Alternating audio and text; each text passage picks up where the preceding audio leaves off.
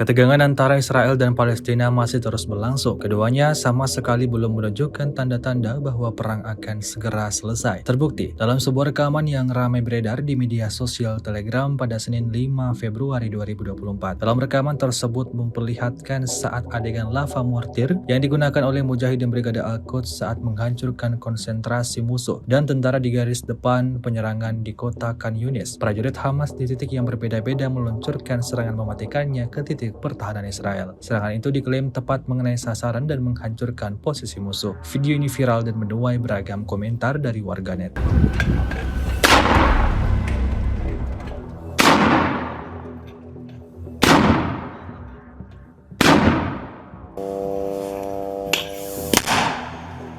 Allahu Akbar. Allahu Akbar. Allahu Akbar.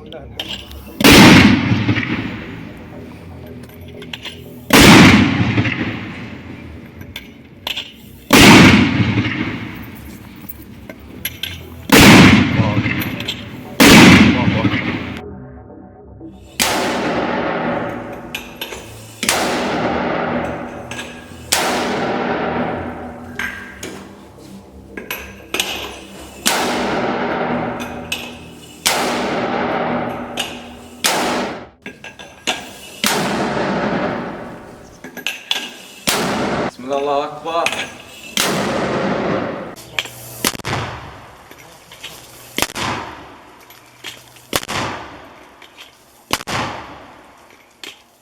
Download Tribun X sekarang, menghadirkan lokal menjadi Indonesia.